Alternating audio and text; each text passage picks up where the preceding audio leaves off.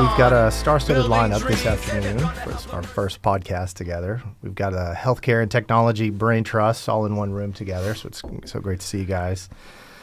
I think if you can think about between what we could all, if they would give us the day, what we could all solve in a single day, if they just give us one day off to solve healthcare problems through technology, I think that'd be a venture capital, gold mine, I think, from that perspective. So for here, I'm your host for today's podcast, Raleigh Murch. I'm the Managing Director for AI at NTT DATA. I'm joined today by Dr. Dara Mize, who's the Chief Medical Information Officer for Vanderbilt University Medical Center. Welcome. Thank you. Ian Morrison, who's the National Director of Data and AI Solutions for Healthcare, small technology startup called Microsoft. And Justin Mooneyhan, who is a Senior Director for Strategy Solutions and Innovation at AMSURG.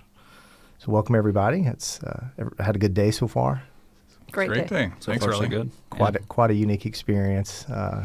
Getting to come to the podcast house here to exchange some ideas. So we'll jump into it. So first of all, a little shout out. Thankful for getting everybody together today. It's definitely an awesome studio, courtesy of the podcast house. So today's topic, as we really get in a little deeper here, is really about AI technology, and impact in healthcare. So I think we'll really get a little deep dive in there and see what we can sort of figure out there. So with that, we'll go ahead and jump into it. The first question I had was really to you, Justin. So let me kick into it here. Justin, we're quickly approaching the second annual HIMSS Hackathon on September 24th. As the president of Tennessee HIMSS chapter, I'm curious to know from you, why do you think this event is valuable for the healthcare community here in Nashville? Yeah. Thanks, Raleigh, and good to be here with everyone. So when you think about Nashville, most people think of Nashville as a music city. That's the kind of moniker that's been for years. And if you really kind of take a step back and look at economic impact to the industry, jobs, et cetera, Nashville is really a healthcare city. And it's been growing as of late into more of a technology hub and community. When you compare, to Boston and Austin and Charlotte and some of those other big players in the tech industry. And so when you combine healthcare and technology, the mecca of healthcare that we are here in Nashville, there's just a lot of opportunity to bring value from an innovation perspective. And so our Tennessee HIMSS chapter really tries to aim to do that. We started off last year really talking as a board of directors around staying relevant. How can we create content? How can we create programs and events that convene these healthcare and technology industry leaders? And this hackathon was a perfect opportunity for us to do that. We had great success last year. Obviously, want to build upon that success, but just again trying to find opportunities to convene and bring those healthcare leaders and industry professionals together, I think, is the opportunity that we see and the value I think we can bring this community. Mm. Now, most of the time, these are kind of, there's a theme that drives the hackathon by and large. So have you guys put together the theme for this year? Yeah. So last year was heavily focused on generative AI. That was the big buzz topic, really, not just of healthcare, of just tech in general. And so the theme last year was generative AI. And as we were thinking about it this year, there's been a lot of progress made in the generative AI space.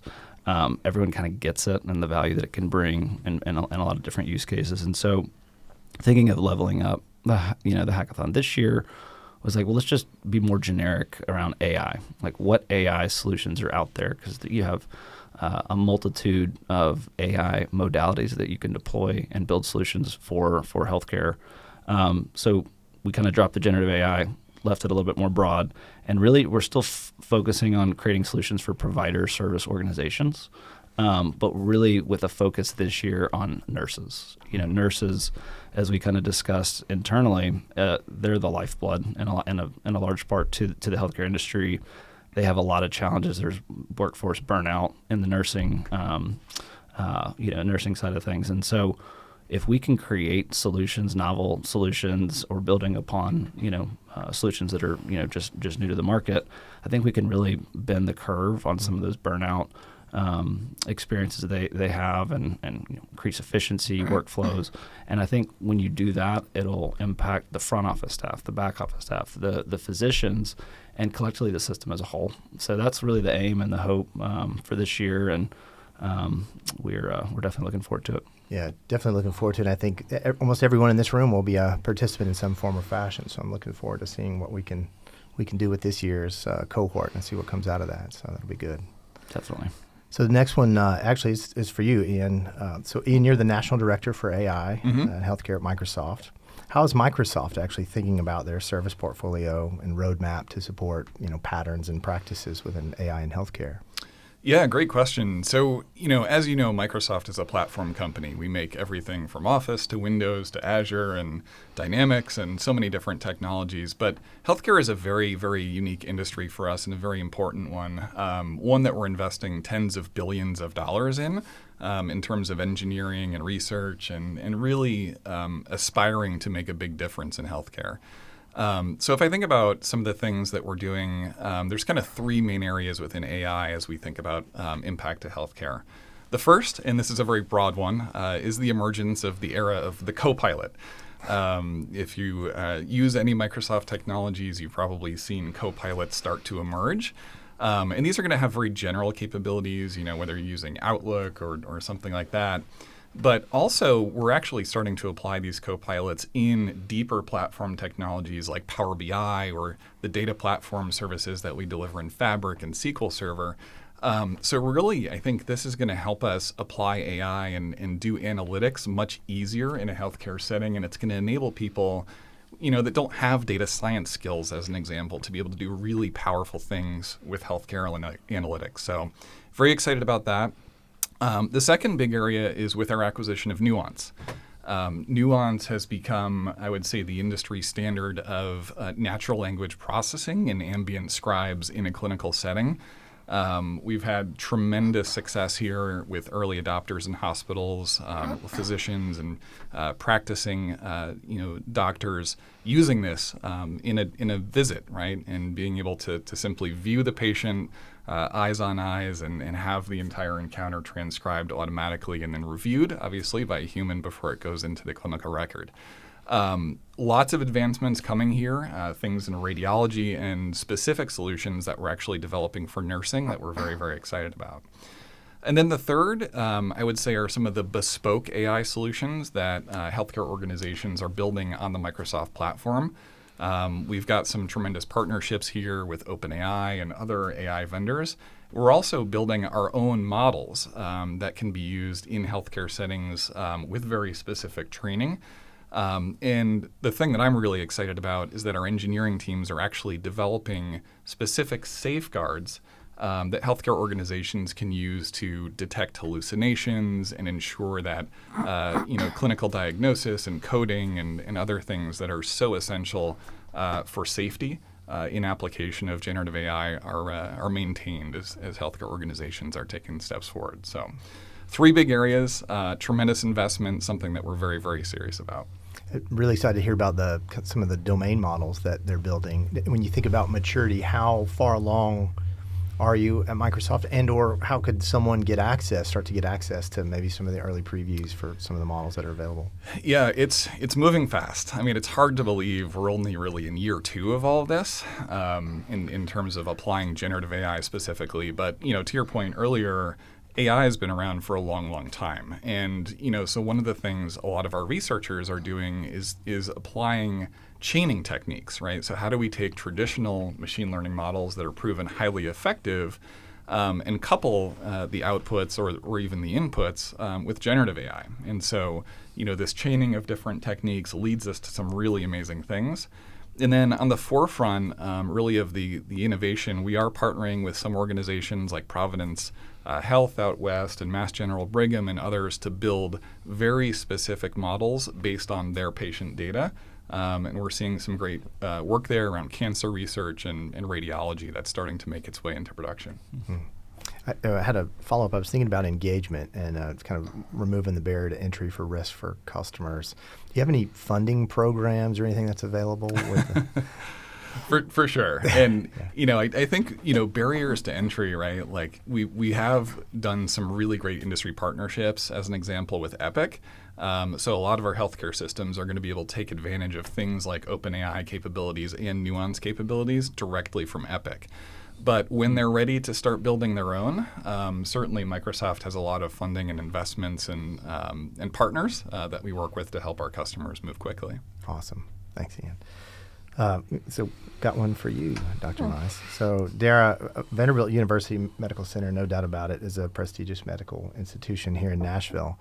How has your organization started to adopt AI, and what do you see having the most impact thus far? Yeah, that's a great question. I think starting to adopt is where I might kind of hang on that term for just a minute, because to your point, AI has been around for a while now. So kind of those machine learning techniques and tools that we've been using for years or even decades. And many of those are still in play, I think. It really built on epidemiological tools of many, many decades ago with advances in bigger data to build things like predictive outcomes or predicting outcomes for things like hospital readmissions or disease states, or analyzing genetic data to predict a patient's reaction to a certain drug, medication, or treatment. And so those are in play, and they've been in play, and I don't see those going away. But I think in terms of the things that we see that are new, are some of the things that we've been talking about here, which are those generative AI capabilities that now are in the newer stages. And the things that are exciting there, I think, are the things we're able to do now more in process automation and workflow automation. So in the past, we could predict an outcome, predict a disease state, and that would guide our management or our, how we're going to treat that patient. But now with the AI technology, as well as the ability to integrate in other systems, so whether it's our electronic health record system or many of the other systems that we use, monitoring systems, imaging tools, things like that, integrating that information together and using clinical decision support to drive the workflow is really where we're starting to see even more exciting movement. That includes things like what Ian mentioned, right? So documentation, AI scribe technology, which we've been leveraging, as I know many places have, but also even things like monitoring patients and predicting who's going to need earlier treatment for sepsis, or monitoring patients in the ED waiting room, for example, or using things like virtual sitters, virtual nursing, and those types of technologies. On the clinical side, but also on the administrative side. So things like bed planning for bed utilization, leveraging these tools and helping us manage our throughput and our capacity, I think are huge opportunities that we're seeing now in things like coding and documentation, automation. So I think seeing more impact clinically to drive workflows with newer AI technologies, as well as process automation on the administrative side. Thank you. I know there's a trepidation at some point when you think about AI and getting AI too close to the patient, right? It's keeping it more, back office instead of sort of front of house. I'm wondering if you're seeing anything kind of permeate out of the think tank, out of POCs, and making its way really close to the patients, like in a real world scenario. Have you seen anything that's been actionable on the front lines yet, or is it really still more in the ideation, experimentation phase? Well, I think a lot of what we talk about is kind of a human in the middle. And so, before that, AI technology reaches the patient, making sure that there is, a safeguard in place. I think Ian mentioned that. But I think that's going to become increasingly important, because if we put the AI out there, people are going to trust it. We look at things like message baskets or in-basket messages, draft replies, and how accurate those are, and whether or not people use those drafts and things like that, or even just these AI note technologies, scribe note technologies. If you use that and it's wrong, maybe the impact of your documentation is less likely to negatively reach the patient. But if you do something like penned an order, and that's wrong, and you don't quite catch that, the implications could be much higher. So I do think that's an unanswered question, is how do we, as some of these technologies start to get closer to the patient, put in safeguards that allow you to trust it to where it can be useful, but also verify it so that you don't have negative consequences. Yeah, well said. So, when I think about AI, I think about AI at a high level, sort of mile high level in terms of where it would permeate into an organization. I think about it coming in a number of flavors. You're really thinking about organizations are becoming AI aware from a strategy perspective. there's a governance play. So how do we kind of manage this whole thing? And then there's a lot of work around kind of use cases, right? So I think about it in order. With an AI mature organization, first we're becoming AI aware. We're discovering AI and the power of AI. We're planning budgets and getting everything lined up. Then we're starting to think about how to govern it. Once we sort of have that in play, we really want to get into use cases and coming up with the art of the possible. Where does it apply, and how do we use it to solve our business objectives, or how do we use AI as an ingredient in some of our existing technologies to help add additional firepower? And then there's really the scale operation. So across maybe strategy, governance, use cases, and scale, I'd be interested. Question for the group: where you all are seeing kind of the center of gravity in your kind of respective areas? Is it really, strategy, and then they go right to sort of use cases, and then there's a lot of work being done there. Then you almost kind of look left and look right and say, oh my gosh, now we need governance to manage this thing, or now how do we scale this thing? Any of you speak on maybe where you're seeing, the center of gravity there?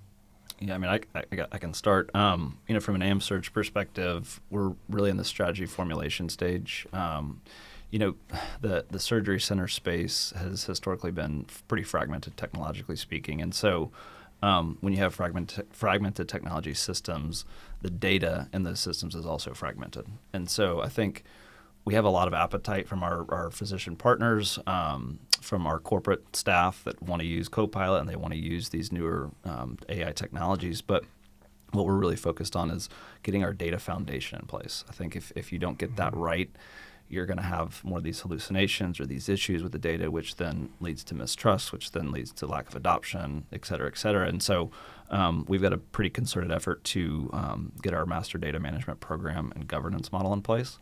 And I think once we can get that foundation of the house relayed, I think it's going to just precipitate more AI capability activation across our portfolio of centers and across our corporate end users. So again, we're kind of early on in that journey, if you will.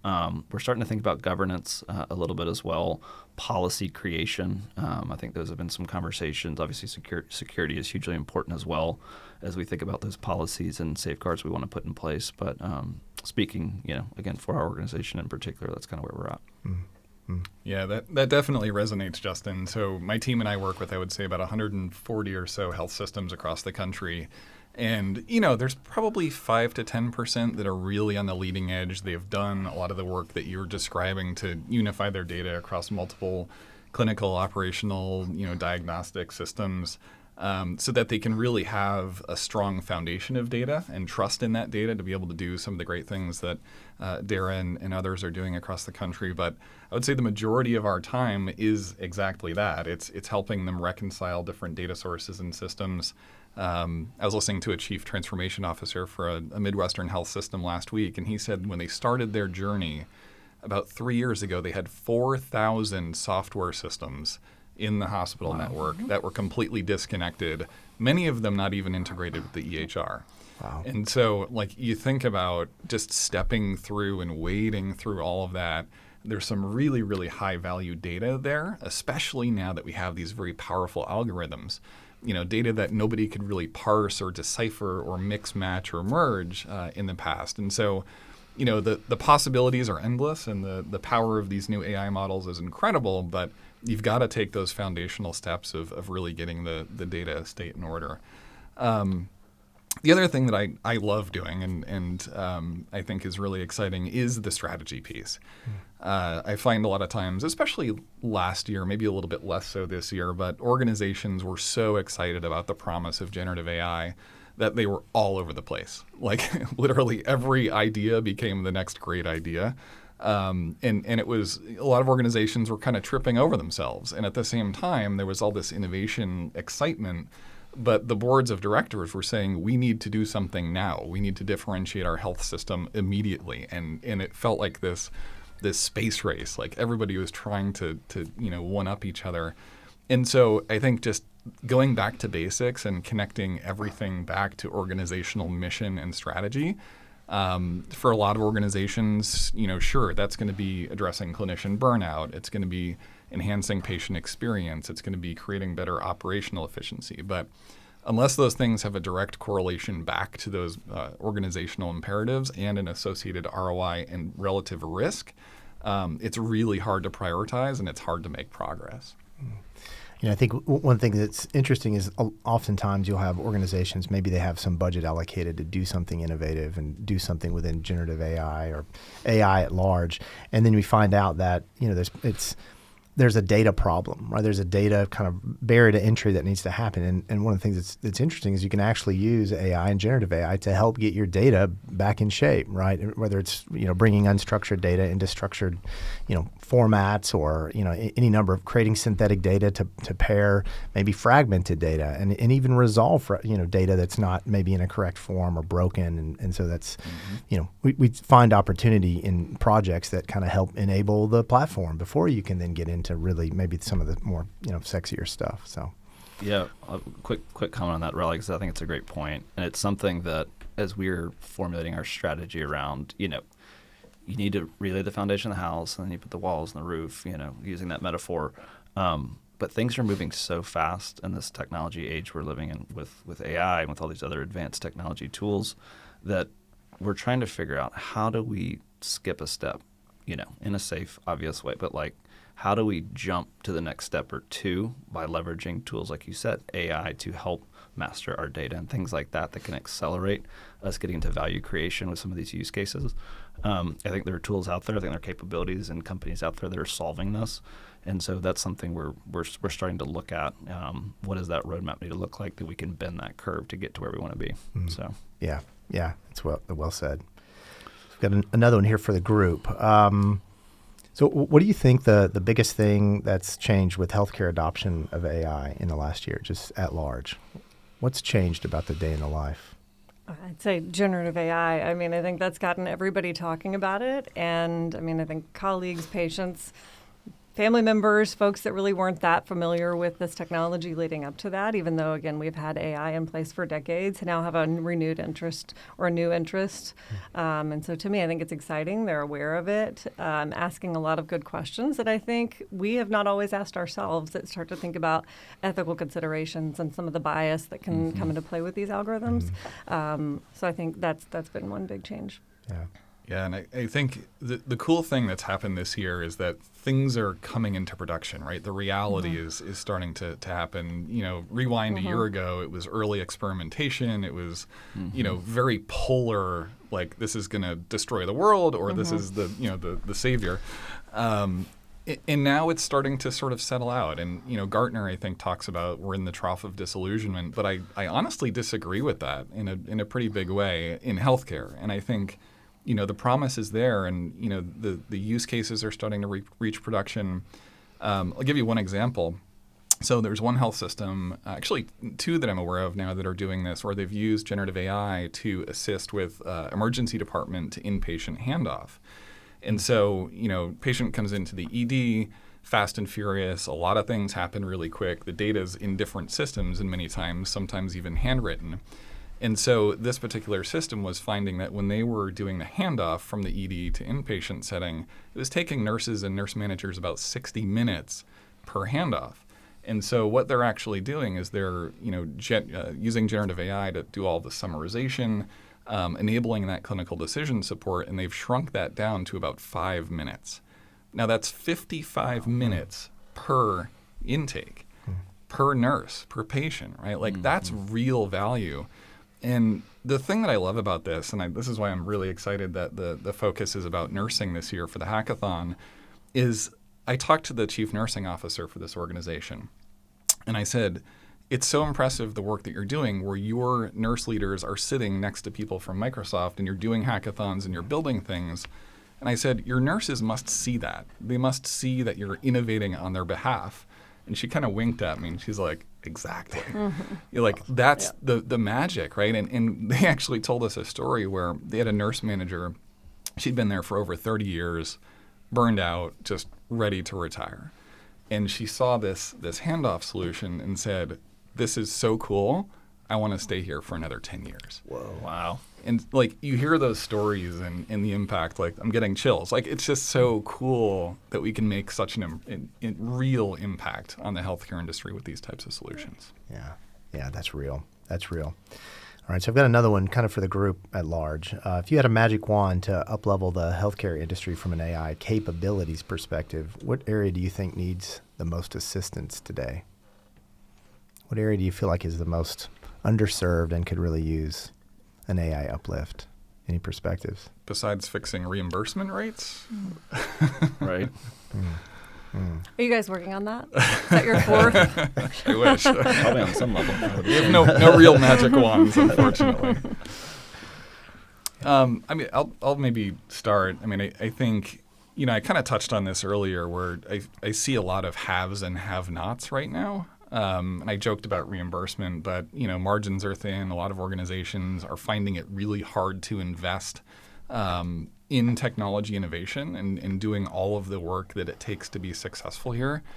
I think if in a perfect world, every health system had infinite resources where they could innovate on behalf of their patients and innovate in a way that really set their care apart and drove better outcomes, that would be amazing. But, I think for many, they struggle. And, to do this right, especially with generative AI, you've got to put a lot of work and investment in the process and, just making sure that everything is really, really disciplined in how you're building solutions, testing them, addressing bias, addressing drift, and, and even just the organizational change management associated. It takes a lot of work, and you got to be all in, and your senior leaders need to be all in. To be successful here. So I think that's where I see the biggest gap across the country right now between the ones that are successful and the ones that are kind of sitting on the sidelines, waiting to see what might happen. Yeah. Yeah. No, I mean, I was going to say something very similar, and I totally agree. I think, especially at provider service organizations, there's very tight budgets around what you can do to deploy innovative technologies. And so, if I were to have a magic wand, and it would be taking away the resource constraints around funding and investing and putting that time, the people time in a lot of cases, as you said, because if you don't get the right people focus on getting the processes in place and the governance models and things, you can deploy any technology, any AI, and it's not going to work. Yeah.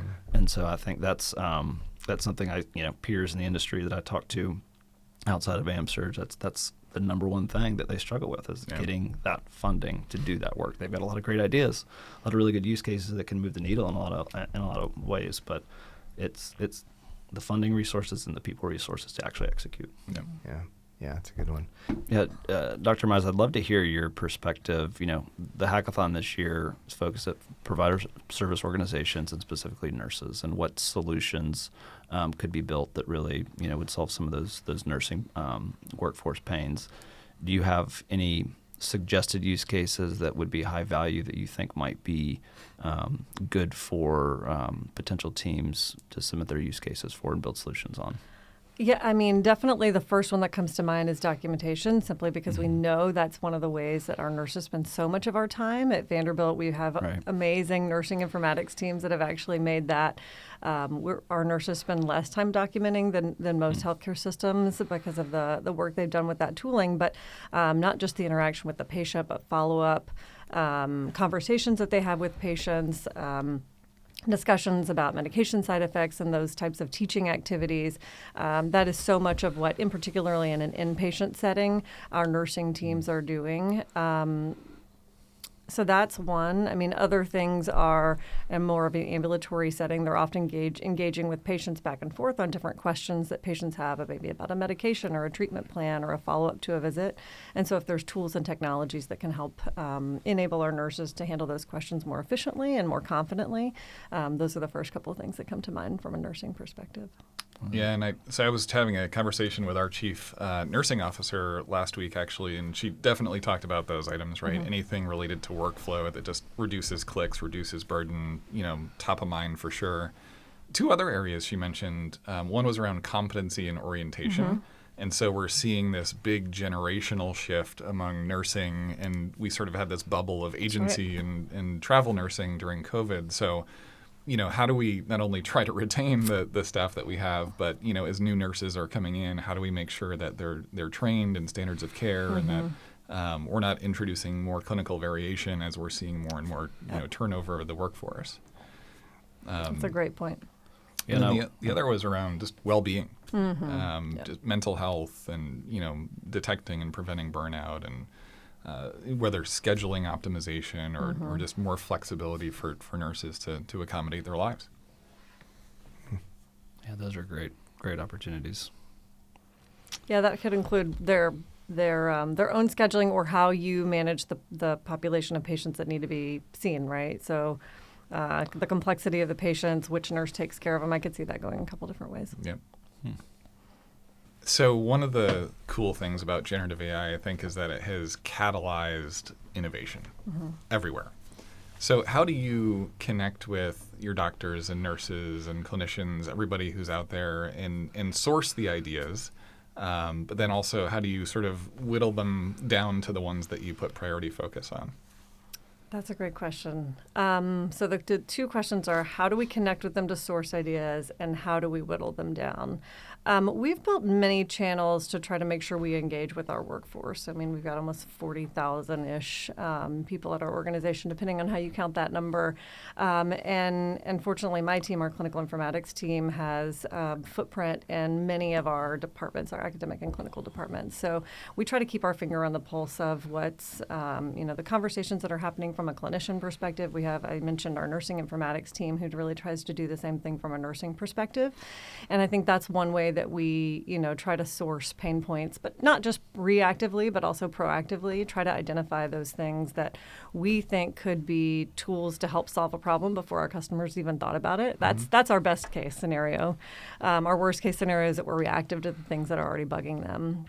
But I just think that kind of being out on the ground or on the front lines with them, working beside them, and using the tools and technology. So almost all my team is still active practicing clinicians. So we use the tools that we put out for the world. I mean, nothing like suffering through something you designed to make you want to design it better the next time, and to understand where your users are coming from. So I think there's that one. Great. I think from the other perspective, I mean, there's a couple of ways that we do that. I think organizationally, VUMC has done a really good job making sure that the technology innovation that we're working on aligns with the most critical needs of our organization. And I think that needed to have a bit of a top-down approach. And so I think that's what VUMC's done, and it's been very effective.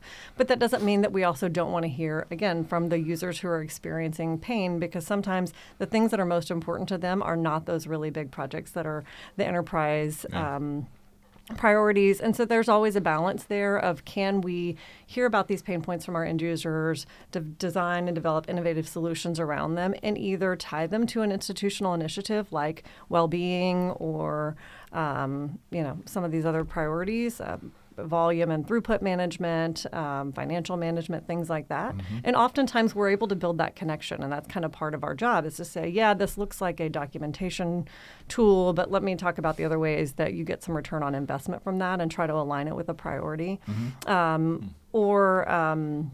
We also have a couple different types of teams that will focus on large enterprise types of priorities versus kind of smaller level innovation types of work. So kind of dividing the resources and giving each group some appropriate attention is our way to manage that. I'm sure it's not perfect, but we definitely think about those things. Yeah, that's great. That answer had me thinking a little bit about the reactive approach, and you think about the feedback loop and sort of how that works. Can you speak a little bit about the kind of the operational process that happens if someone is on the floor, has an idea, or anywhere for that matter has an idea? How does that sort of get triaged through the system and ultimately into maybe a use case that somebody works on? Yeah, I think that's a great question. So again, we have our clinical informatics team, which is a lot of clinicians, physicians, pharmacists, clinical informatics trained folks who try to keep their finger on that pulse. Our nursing informatics teams the same way. So we've developed a couple different governance types of groups that they can bring those requests to. They can always email me or one of my colleagues, text me. That's usually the best way to get a response from me, because we love to hear their ideas, right? Their ideas are extremely valuable, and those perspectives are really valuable. And so that's kind of the one approach that we've used. And then operationally, what we do is we'll take those requests, particularly if it does seem like it can not only solve that problem, but can we think of this differently to not just solve that problem, but maybe solve a larger problem for the organization that does align with a strategic priority. So particularly if we can make that connection and say it's not just going to solve it for person Y in my area, but actually this is a bigger problem for lots of other folks in the organization. We think if we designed it this way or use these technologies that we could solve this bigger problem. We'll do that and we'll take it to their operational leaders and kind of say, can we make this a priority? Yeah, makes sense. Thank you. All right, so September 24th is the big hackathon, right? And so we anticipate a large turnout here for sure. One of the things that folks may be thinking about is what might a team look like in terms of the appropriate roles to make a successful team. You have any thoughts on that, Justin?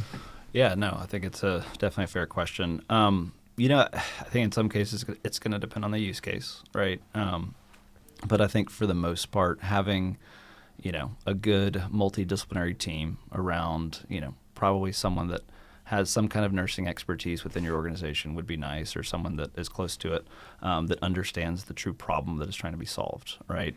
You want to have that kind of human-centered design thinking that's kind of at the core of the solution, or it's probably not going to be sticky enough to really be adopted, post a hackathon. I think having probably a good project manager type resource, business analyst type resource that can ensure they're gathering the right requirements that make the solution use case achievable within a given time frame. Obviously, you want your more tech savvy kind of engineer types, maybe software developer type, paired with a technical architect type. I think makes a lot of sense as well. And so, I think we generally say 4 to 6 people is probably about the right sweet spot of a team for given a 3-week solution build time frame, and then. You want to make sure you've got someone too that is confident in speaking and presenting the vision of the use case and like what problem it's actually going to solve as well. So those are some lessons from last year that I think we're pulling forward to this year. But that's kind of how I think about it. But I'd love to hear y'all's perspective too. I would totally agree, Justin. I'd add maybe 2 things. One, certainly having the clinical expertise, but I think also certainly being able to translate that to the technology, but then also being able to vet that with nursing or clinical leadership. To Dara's point, right, not every great idea is going to become a great idea for the organization, and there could be a myriad of reasons why things will succeed or fail. So having that feedback from the higher levels of the organization, I think, is really important. And then the second thing is just having a strong business plan, right? Like really, what is the target adoption? What is the community? How does it work within this organization, and will it work for other organizations? Understanding the competitive landscape. I'll say if teams are bringing forward ambient scribe solutions, that's kind of happening already, right? Like so just really a sensitivity of what the market looks like and what the business adoption will look like as well. Yeah, you guys stole mine, so I don't have a ton to add, but it just kind of reemphasize that clinical workflow piece. How is your solution going to reach a patient to have that impact that we all want to see, right? To deliver the care that we want for our friends and our family members. And for that, you really do need to understand those end users who are going to use your solution well to see how is this going to fit into the workflow that exists today. And then I think kind of understanding that how are you going to justify this ask? So your return on investment, your business plan for how to make this an efficient, cost-efficient solution. Yeah, Dara's words of advice: stay focused on the user. Right, don't just fall in love with the technology. That's stay right. focused on the user. Yeah, Amen. Yeah, that was a good answer, Justin. I think the thing that made me think about is, oftentimes, from a hackathon's perspective, hackers love to hack and they get together in their little hack pods and they do what they do best. But the thing you mentioned, which I think was absolutely critical, is that, we have kind of a clinician's perspective. We have industry perspective within these pods to make that successful. And so how might these teams get access to those types of roles and that type of information if it's not already if it's not immediately available to them? Yeah, Raleigh, it's a good question. Something we did last year is we hosted these office hours, and we had Microsoft as a partner, and our other program partner that offered up that expertise, really more of technical expertise around generative AI and in some cases the Microsoft platform. I think what we're looking to do this year, as we're targeting a little bit more of a focus at the nursing level, we've got access to a lot of great organizations in the healthcare space, and I think the team is still working on figuring out, who makes the most sense, who has some time and some capacity to give to these teams to really validate the use cases. And so I think more information to come in the near future on that, but that's something we're definitely looking at because, again, we want to make it meaningful and realistic, for these hacking teams to build real-world solutions. So Wonderful. More to come there. Well, maybe to close this out here, this last one's coming at you, Justin. So how do you hope to up-level this year's hackathon compared to last year? What does success look like for you for this year's hackathon, do you think? Yeah, it's definitely a great question. And I think there's a few things in my mind that can obviously take us to the next level. I think our partnership, first and foremost, Microsoft was a partner last year. I think they've stepped up and leaned in more, seeing the value that it created last year and the hopes of this year and beyond. And I think it was a great partnership. It's going to continue to be a great partnership, and I think that'll really bolster the interest for teams submitting their use cases. I think NTT Data being a partner this year is going to be huge. I know you guys have a really strong data and AI practice. And just leaning in with some of those technologists to help the teams really get the solutions and the use cases really honed in and dialed in, I think it's going to be really important. From a pure team registration perspective, we had 19 teams register last year, which we were, when we were first talking about it was kind of, if you build it, will they come kind of thinking. And we're like, if we got 4 teams, that'd be awesome. And we got 19. So I'd love to see 24 teams. I'd love to see more of the professional services orgs that I think were trying to mobilize teams that just couldn't get it together in time last year with a limited time constraint. Hopefully some more teams there. And then also the provider service organizations. We had a really strong final judging panel from the leading healthcare organizations in the country. And the sentiment and the feedback we got after was like, this was amazing. We want to put teams in next year. We didn't have time to mobilize, the teams for these use cases, that go around, but they really want to lean in and do it this year. So I'm really hoping we get some of those because, again, they've got a lot of really good ideas, and I think they've got a lot of the internal talent and expertise that can surface the right ideas that are realistic and achievable to build a solution that will, ultimately create value for their organization. So I'm really hoping that that does come to fruition. And the last thing I guess I would say, a really cool thing that came from last year is one of the organizations that built, and I think there's probably a couple more, but one very known organization that built a solution actually commercialized their product coming out of the hackathon. So something they said, hey, we probably wouldn't have done this if it wasn't for the hackathon. That's so awesome. A really cool win for the hackathon. I think if we can get more of that, we're actually taking this concept, expanding upon it after the hackathon, and actually rolling it out as a valuable product. That would be a huge win for this year. I can almost imagine even having the opposite problem this year, where there's a blip on the radar of Microsoft consumption that happens here in the Middle Tennessee area from all these models. It'd be amazing. Yeah, that would be wonderful. Well, with that, I guess we'll close it out here today. I've learned so much for you guys. It's great to spend this time together with you. Appreciate the time and attention. Want to add a special thanks to the Podcast House and Chris Meyer for organizing here today. So with that, thank you guys. Thank you, Raleigh. Thank you. All right. Thanks, It's everybody. great. Bye. Hacking for a cause, healthcare's the aim.